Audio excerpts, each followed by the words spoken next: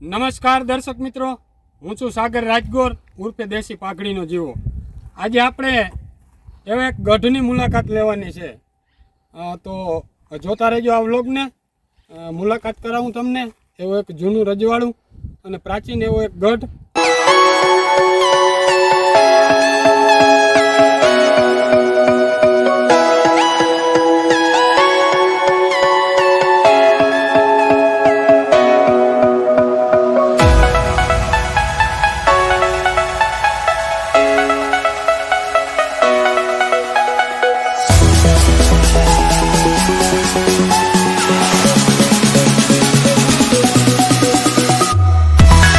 આપણે પહોંચી ગયા છીએ મોડપર ગઢ। એવું એક જૂનું રજવાડું જે તમને અંદર મુલાકાત કરાવું, જે પ્રાચીન વસ્તુ છે એ તમને હું બતાવું। અને જોઈ શકો છો તમે અહીંયા સૌપ્રથમ તો ઉપર જે પ્રાચીન જે ઘડતર કરી અને મૂર્તિઓ બનાવેલી છે એ તમે બંને જોઈ શકો છો। ગેટની બાજુમાં બે ચક્ર છે એ બનાવેલા છે। સામેની સાઈડ પણ જે મૂર્તિઓ છે એ તમે જોઈ શકો છો। અને અહીંયા ખાસ જુઓ જૂના જમાના જે દરવાજા હતા, જૂના જમાનાના તમે જોઈ શકો છો મિત્રો। ઘણા વ્યક્તિને એવું થતું હોય છે કે આ જોઈ લો તમે, આ કિલ્લા શા માટે છે? આ જે તમને દેખાય છે ને, તો પહેલાંના જમાનાની અંદર જ્યારે યુદ્ધ થતા તો આ હાથીથી જે આક્રમણ કરી અને ગઢના દરવાજા છે એ પાડી દેવામાં આવતા। તો હાથી પણ આમાં કદાચ આક્રમણ કરે તો એના માથા ઉપર લાગતા અને જેથી હાથી પણ પાછળ હટી જતા। એટલા માટે આ જે કિલ્લા છે એ અહીંયા રાખવામાં આવતા આ લોખંડનો। અને પ્રાચીન હજી પણ કેટલા વર્ષો જૂનો ગઢ હશે, તમે જોઈ શકો છો। આની અંદર હજી ક્યાંય મિત્રો કોઈ પણ પ્રકારનું નુકસાન છે એ થયું નથી। અંદર તમને બતાવું, તમે જોઈ શકો છો આપણા જે ઘરના દરવાજા હોય એને આપણે આગળિયા જે મારવાના હોય, તો પહેલાના જમાનાની અંદર આને બંધ કરવા માટે કઈ રીતે બંધ કરવામાં આવતું? અત્યારે તો આ જર્જરિત હાલતમાં છે, પરંતુ આ જે છે ને આની અંદર એવા ચોરસ જે બનાવેલા છે અને એની અંદર મિત્રો અહીંયા જે છે ને આ તમે જોઈ શકો છો, આની અંદર લાકડા ભરાવી દેવામાં આવતા અને પછી આની અંદરથી સીધું સામેના દરવાજામાં, એટલે બહારથી કદાચ ગમે એવું તમે ખોલો તો પણ એ ખુલે નહીં। જ્યારે લાકડું હટાવવામાં આવે ત્યારે જ આ દરવાજા છે એ ખુલતા। અને ફરતી બાજુ જે જૂનવાણી મહેલ છે એ તમે જોઈ શકો છો। અત્યારે ખૂબ જ સુંદર, થોડોક જર્જરિત હાલતની અંદર છે, પરંતુ તમે જોઈ શકો છો ખૂબ જ સુંદર અને પ્રાચીન છે। અંદર છે મિત્રો તમને બતાવું, જે જૂના જમાનાનો આ કિલ્લો છે ગઢ, એની અંદર તમે ઉપર જોઈ શકો છો।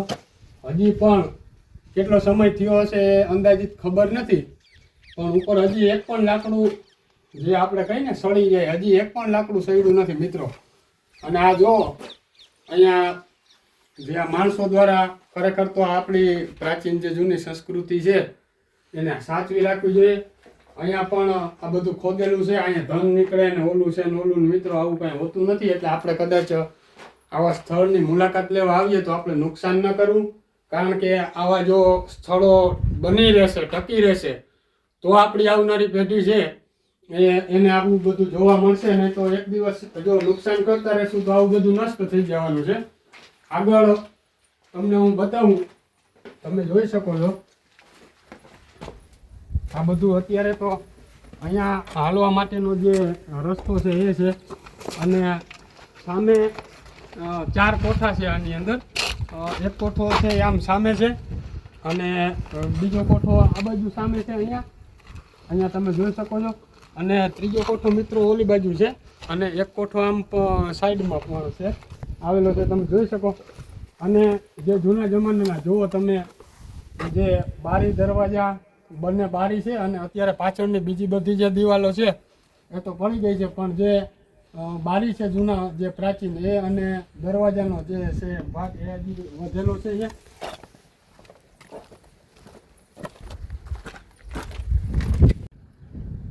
રાણીવાસના રૂમ છે એ આ ગઢની અંદર, આ કિલ્લાની અંદર આવેલા છે। મિત્રો જો અહીંયાથી અહીંયા પણ નીચે રાણીવાસના રૂમ હતા અને સામે પણ તમે જોઈ શકો છો. અત્યારે તો જર્જરિત હાલતમાં છે બધું, પણ સામે જે છે ઘણા રૂમ છે. હું તમને મુલાકાત કરાવીશ અને ખાસ એક વસ્તુ તમને બતાવું કે દિવાલની અંદર આ જે છે આ શા માટે છે. ઘણા મિત્રોને એવું થતું હોય કે આ શા માટે છે.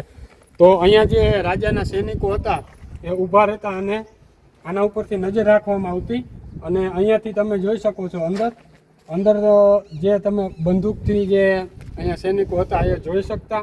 અને સામે કોઈ દુશ્મન હુમલો કરે તો એને બંદૂકથી ભડાકે દેતા. અને અહીંયા પણ જો તમે આ ઊભા તમે જોઈ શકો છો. આમાંથી છે ને મિત્રો, આમાંથી બંદૂક રાખવામાં આવતી અને દુશ્મનો ઉપર નજર રાખવામાં આવતી. આ એટલા માટે છે. દિવાલમાં ફરતી બાજુ છે અને સામે એક કોઠો આવેલો છે, તમે જોઈ શકો છો. અને હવે તમને બતાવું કે એવો એક પાણીનો ટાંકો, કદાચ આપણે જોઈ શકીએ કે ઘરે પાણીનો ટાંકો હોય તો એની અંદર કદાચ આપણે મહિનો દિવસ કે 2 મહિના કે 5 મહિના પાણી છે એ આપણે એની અંદર ભરી રાખીએ. પરંતુ આ મહેલની અંદર એક એવો ટાંકો આવેલો છે પાણીનો.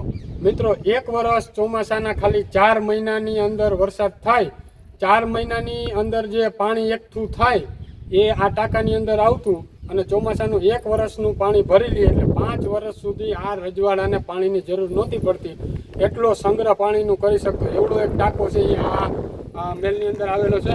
અને તમને એવું થતું હશે કે આની અંદર જૂની પાઇપલાઈનો હશે, કોઈ નહીં. મિત્રો જુઓ તમે, આ જે છે ને આ વસ્તુ તમે જોઈ શકો છો. અહીંયા આની અંદરથી પાણી છે. અહીંયા એક જગ્યાએ નહીં, આખા મહેલની અંદર જ્યાં પણ પાણી પડતું ચોમાસાના વરસાદનું પાણી એ બધું આવી રીતે આની અંદર જઈ અને સીધું ટાંકાની અંદર જતું. તો એ ટાંકો પણ હું તમને બતાવું. 5 વર્ષ સુધી પાણી એની અંદર ન ખૂટે. જોતા રહેજો. જુઓ તમે, અહીંયાથી છે ને એમાં પાછળ જે બતાવ્યું હતું અહીંયાથી પાણી આવી અને આ છે ટાંકો. મિત્રો, આની અંદર તમારી નજર પહોંચે ને ત્યાં સુધી અમને નથી દેખાતું, કેમેરામાં તો કદાચ નહીં દેખાય. જુઓ, આમાં ક્યાંય દેખાતું નથી. એટલો ટાંકો છે એ ઊંડો બનાવેલો છે. આની અંદર એટલું પાણી એકઠું થઈ જતું કે 5 વર્ષ સુધી પાણી ન ખૂટે. અને આ બારી છે, તમે જોઈ લ્યો. અત્યારે જે આપણે લાકડાની ઘડતર ઘડે ને મિત્રો, એ અત્યારે પથ્થરની અંદર કોતરણી કામ કરવામાં આવતી. આ જૂના જે ગઢની બારી છે એ બનાવેલી છે. અને અંદર પણ હજી તમને બતાવું. આ બધું જે છે અત્યારે જર્જરિત હાલતમાં છે, તમે જોઈ શકો છો. જો અત્યારે અહીંયા આ જે છે એ પડેલું છે ઉપરથી. ઘણો સમય પહેલાંનું છે, આ ઘણા વર્ષો થઈ ગયા છે. એક ટાંકાનું પહેલી બાજુથી હતું અને બીજા ટાંકાનું જે ટાંકો એક જ છે, પરંતુ એના જે પાણી આવવાના સ્ત્રોત છે એ પણ આ બાજુ છે, તમે જોઈ શકો છો. મારો અવાજ છે એ તમને પહોંચતો હશે. જુઓ, અંદર થોડુંક પાણી પણ છે. અંદર કેમેરાની અંદર કદાચ નહીં દેખાય. અને હવે તમને છે ને બતાવું, આ જે છે આ બધા જે જૂના જમાનાના જે હતા ઘર રહેવા માટે એ છે. અહીંયા સામે તમે જોઈ શકો છો રાણીવાસના જે રૂમ ઉપરથી મેં તમને બતાવેલા આ બધા છે ને એ મિત્રો બધા રાણીવાસના રૂમ હતા. અત્યારે તો બહુ બધું જૂનું પડી ભાંગ્યું છે. આ પણ મિત્રો એક એનો જ ભાગ છે, તમે જોઈ લો.